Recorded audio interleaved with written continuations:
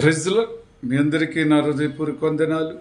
మీరందరూ మన కలువరి ప్రేమ మినిస్టర్ నుంచి అనుదినము నూతనమైన వాగ్దాన ప్రకారం మనందరము నిత్యము ఆయన నామములో ఉంటూ నిత్యము ఆయన స్తుతిస్తూ మీకోసము కలువరి ప్రేమ దినదినము ప్రార్థన పూర్వకంగా మనసు పూర్తిగా ప్రభునామంలో వేడుకుంటూ మీరు దేవునికి అతి ప్రేమైన బిడ్డలుగా ఉంటూ ఆయన నామమును ధ్యానించుకుంటున్న బిడ్డలని ఆయన మిమ్మల్ని ప్రేమిస్తూ మీ ప్రార్థనకు ఉత్తరము ప్రత్యుత్తరం ఇచ్చిన దేవుడని నమ్మినట్టి ప్రతి కుటుంబంలో అద్భుతములు ఆశ్చర్యకరములు చేయవలసిన తండ్రి, ఈరోజు మరి వాగ్దానం మనకిచ్చుచున్న గొప్ప దేవుడు, మనల్ని ప్రేమిస్తున్న గొప్ప దేవుని బట్టి ఆయనను మయంపరుచుకున్నట్టుగా మనందరము కూడా ప్రతి దినము ఆ వాగ్దానం కోసము వెదురు చూస్తూ ఉదయం లేయగానే వాగ్దానం చూసి తర్వాత మిగతా పనులు చేసుకుందాము అన్నట్టు మంచి మనసు కలిగిన ప్రతి బిడ్డకు దేవుడు మీతో మాట్లాడతారని కలువరి ప్రేమ నుంచి ఒక దైవ సేవకుడిగా నేను మీ అందరికీ ఈ దినము వినచెప్పటానికి ప్రభు నా హృదయంలో నుంచి మాట్లాడిన మాట దేవునికి స్తోత్రం. ఈరోజు మరి ప్రభుని యేసయ్య మనకి ఇచ్చిన వాగ్దానము కొలస్సీయులకు రాసిన పత్రిక 3వ అధ్యాయం 1వ వచనం. మీరు క్రీస్తులో కూడా లేవబడిన వారైతే పైనున్న వాటినే వెదుకుడి, అక్కడ క్రీస్తు దేవుని కుడి పార్శ్వమున కూర్చొని ఉన్నాడు. మీరు క్రీస్తుతో కూడా లేవబడిన వారైతే పైనున్న వాటినే వెదుకుడి, అక్కడ క్రీస్తు దేవుని కుడి ప్రక్కన కూర్చొని ఉన్నాడని వాక్యం చదివిస్తున్నారు. ఈరోజు నువ్వు నేను కూడా ఈ లోకములో పైనున్న వాటిని వెతికినట్లయితే రేపుటి దినమున మనము కూడా ఆయన కుడి ప్రక్కన కూర్చుంటామని ఖచ్చితంగా నమ్మాలి. అందుకే కదా ప్రభు అంటున్నాడు, నిత్యము నీవు స్తుతించాలి, నిత్యము నీవు నన్ను ధ్యానించాలి, నిత్యము నన్ను నీవు కానీ గైకొనాలి. ఒకవేళ ఆ విధంగా నువ్వు జీవించిన నీ జీవితంలో ఆయన వచ్చినప్పుడు ఆయన జతలో నువ్వు నేను తీసుకుని వెళ్ళినప్పుడు నువ్వు ఈ భూమి మీద ఏమి విత్తుచున్నావో అదే కోయబడుతుంది కదా. మరి ఈ భూమి మీద నువ్వు పైన వాటిని గురించి ఆయన సత్యమును బట్టి నువ్వు ఒకవేళ విత్తబడిన కుమారుడు కుమార్తెవైతే నువ్వు ఆయన కుడి ప్రక్కన కూర్చోగలవు. లేకపోతే మరి లోకములో ఆయన అంటున్నాడు కదా, సమయం ఉన్నప్పుడే సజీవం చేసుకోమనంటే ఆయన నువ్వు లోకములో సజీవుగా బ్రతికినప్పుడే ఆ పైన వాటిని నువ్వు వెతకాలి. పైన ఏమున్నాయండి? పరలోకమందు దేవదూతలతో యేసయ్య ఆరాధించబడుచున్నాడు, దేవదూతలతో స్తుతింపబడుచున్నాడు. భూమి మీద కూడా నువ్వు కూడా స్తుతించుతూ ఘనపరచుతూ ఆయన రాజ్యాన్ని గురించి నువ్వు జ్ఞాపం చేసుకున్నట్లయితే ఆయన నిన్ను జ్ఞాపం చేసుకుంటాడు. ప్రేమైన సహోదరి సహోదరులారా, అందుకే మరి ఒక మాట అంటున్నాడు, పైన వాటి మీదనే కానీ భూ సంబంధమైన వాటి మీద మనసు పెట్టుకుడి.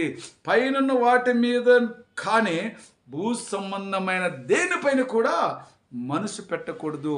మన దేవుని చిత్తానుసారంగా మనము ఆత్మ సంబంధమైన బిడ్డలుగా ఎప్పుడైతే నువ్వు నిన్ను పశ్చాత్తాపపడి శుద్ధికారం చేసుకొని ప్రభునామములో ఉంటున్నావో నీకు మనసులో ఏముండాలంటే పైనుండే నా తండ్రి చూచుచున్నాడు అన్నప్పుడు భూమి మీద నువ్వు ఏది కూడా దేనిని వెతకవు. దేనిని అనగా పాపముని వెతకక, పాపం వెనక వెళ్ళక, లోక సంబంధ మనుషులతో వెళ్ళక, లోక సంబంధమైన దుష్టాత్మ శక్తులతో వారితో కూర్చుండక లేయక, వారి నుంచి దూరపడి పైనున్న తండ్రి జతలో నేను ఒకరోజు కుడి ప్రక్కన కూర్చోవాలని ఆలోచన నీలో ఉన్నట్లయితే భూ సంబంధమైన చెడ్డ పనులు మనము చెయ్యము కదా.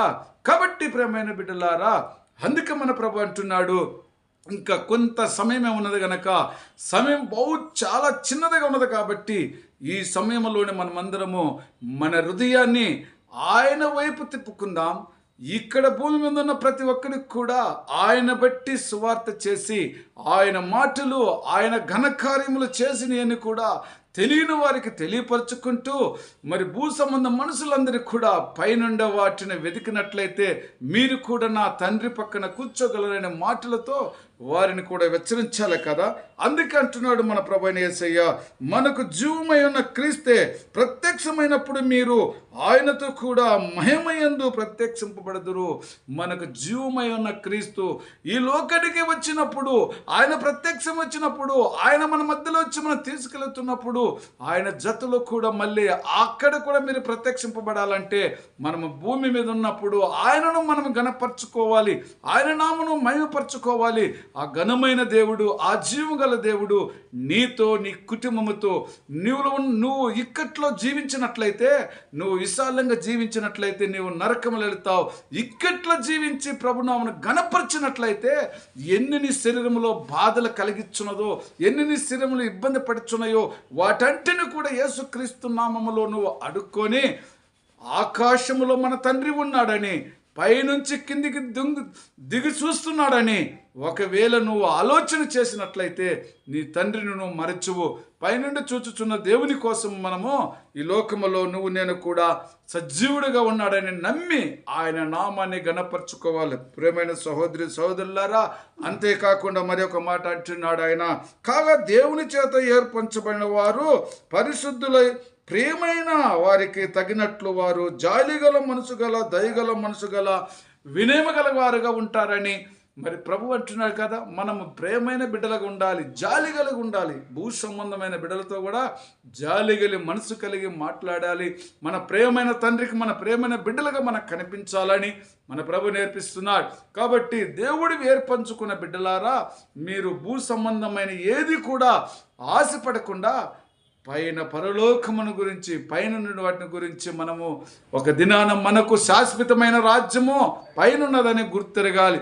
భూ సంబంధమైనంతా ఇది టెంపరవరీగా మనం జీవిస్తున్న జీవితము కొన్ని దినములు మాత్రమే మనకు ఆధారంగా ఉంటుంది. కాబట్టి తర్వాత అన్నీ వదిలివేసి ఆయన రాజ్యంలో స్వతంత్రించుకునే బిడ్డలమే కదా.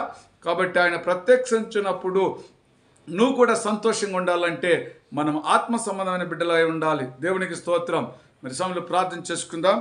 మరి ప్రభువైన యేసు ప్రేమ కృపా జీవం గల తండ్రి, మీ నామముల తండ్రి, మీ చిత్తములు నా తండ్రి, మా యేసయ్య మీ కృపలో తండ్రి, మేము పైనున్న వాటిని మాత్రం వెదికి వారిగా మమ్మల్ని వాడుకోదేవా. భూ సంబంధమైన అంటిని కూడా వదులుకొని, మరి చెడు మార్గంలో వదులుకొని జీవగల దేవునితో సహవాసం చేసే కృప ప్రతి కుటుంబానికి సహాయం దయచేయమని యేసుక్రీస్తు నామములో ప్రార్థిస్తున్నాను తండ్రి. ఆమేన్.